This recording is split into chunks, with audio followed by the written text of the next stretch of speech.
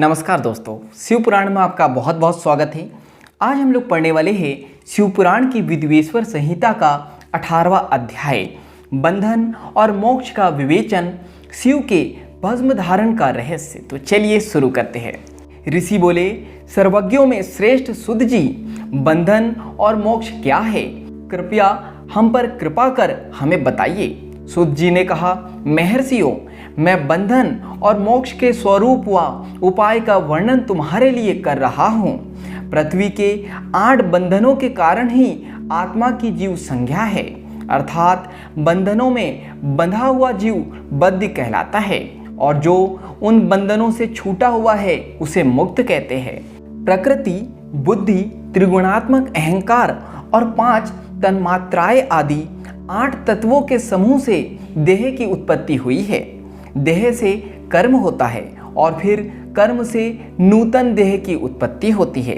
शरीर को स्थूल, सूक्ष्म और कारण के भेद से जानना चाहिए। स्थूल शरीर व्यापार कराने वाला, सूक्ष्म शरीर इंद्रिय भोग प्रदान करने वाला तथा शरीर को आत्मानंद की अनुभूति कराने वाला होता है। कर्मों के द्वारा ही जीव पाप और पुण्य भोगता है। इन्हीं से सुख दुख की प्राप्ति होती है। अतः कर्म पास में बंधकर जीव शुभाशुभ कर्मों द्वारा चक्र की भांति घुमाया जाता है। इससे छुटकारा पाने के लिए महाचक्र के कर्ता भगवान शिव की स्तुति और आराधना करनी चाहिए। शिव की सर्वज्ञ, परिपूर्ण और अनंत शक्तियों को धारण किए है। शिव ही सर्वज्ञ, परिपूर्ण और अंतः शक्तियों को धारण किए है, जो मन, वचन, शरीर और धन से बेरलिंग या भक्तजनों में शिव भावना करके उनकी पूजा करते हैं, उन पर शिव जी की कृपा अवश्य होती है। शिवलिंग में शिव की प्रतिमा ने शिव भक्तजनों में शिव की भावना करके उनकी प्रसन्नता के लिए पूजा करनी चाहिए। पूजन शरीर, मन, वाणी और धन से कर सकते हैं। भगवान शिव पूजा करने वाले पर विशेष कृपा करते हैं और अपने लोक में निवास का सौभाग्य प्रदान करते हैं। जब तन्मात्राएं वश में हो जाती है तब जीव जगदम्बा सहित शिव का सामीप्य प्राप्त कर लेता है। भगवान का प्रसाद प्राप्त होने पर बुद्धि वश में हो जाती है। सर्वज्ञता और तृप्ति शिव के ऐश्वर्य है। उन्हें पाकर मनुष्य की मुक्ति हो जाती है। इसलिए शिव का कृपा प्रसाद प्राप्त करने के लिए उन्हीं का पूजन करना चाहिए। शिव क्रिया, शिव जप, शिव मंत्र जाप, शिव ज्ञान और शिव ध्यान प्रतिदिन प्रातः से रात को यानी सुबह से रात को सोते समय तक, जन्म से मृत्यु तक करना चाहिए एवं मंत्रों और विभिन्न पुष्पों से शिव की पूजा करनी चाहिए। ऐसा करने से भगवान शिव का लोक प्राप्त होता है। ऋषि बोले, उत्तम व्रत का पालन करने वाले सुध जी, शिव जी की पूजा कैसे करनी चाहिए, कृपया हमें बताइए। सुध जी ने कहा, ब्राह्मणों, सभी कामनाओं को पूर्ण करने वाले लिंग के स्वरूप का मैं तुमसे वर्णन कर रहा हूँ। सूक्ष्म लिंग निष्कल होता है और स्थूल लिंग सकल। पंचाक्षर मंत्र को स्थूल लिंग कहते हैं। दोनों ही लिंग साक्षात मोक्ष देने वाले हैं। प्रकृति एवं पौरुष लिंग के रूपों के बारे में एकमात्र भगवान शिव ही जानते हैं और कोई नहीं जानता। पृथ्वी पर 5 लिंग है जिनका विवरण मैं तुम्हें सुनाता हूँ।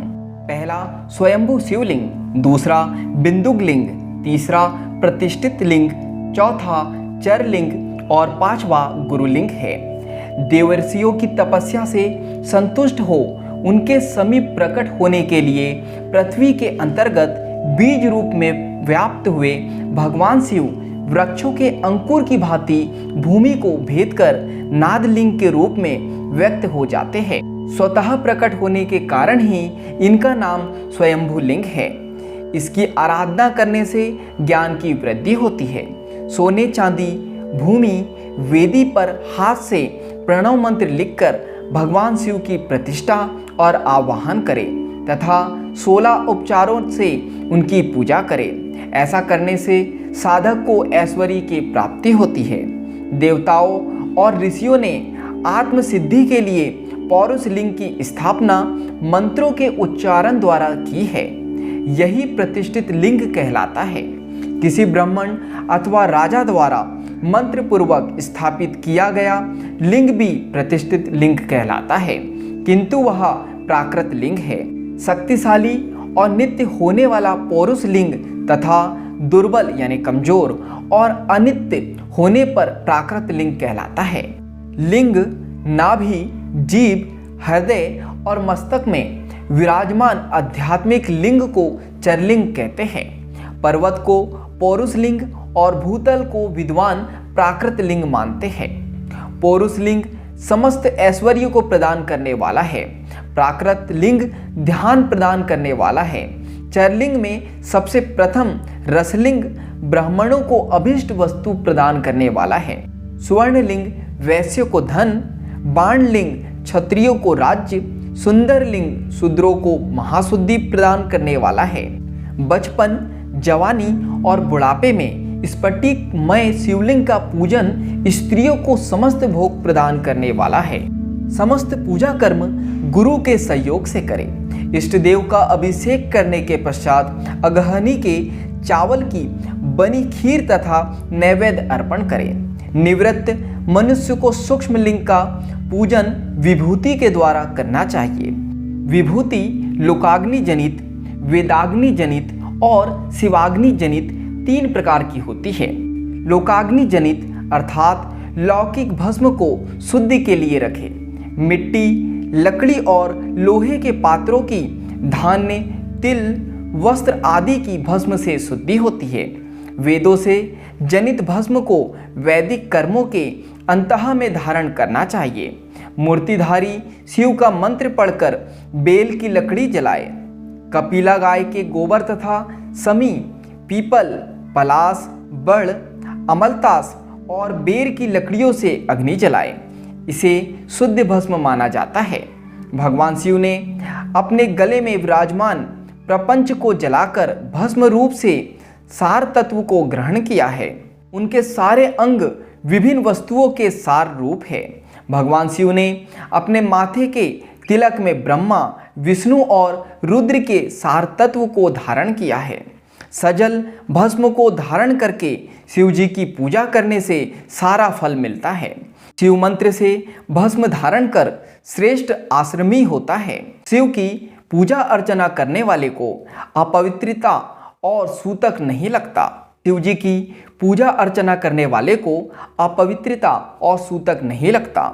गुरु शिष्य के राजस, तामस और तमोगुण का नाश कर शिव का बोध कराता है। ऐसे गुरु के हाथ से भस्म धारण करनी चाहिए।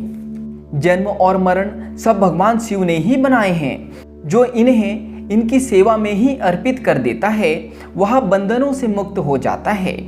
स्थूल, सूक्ष्म और कारण को वश में कर लेने से मोक्ष प्राप्त होता है।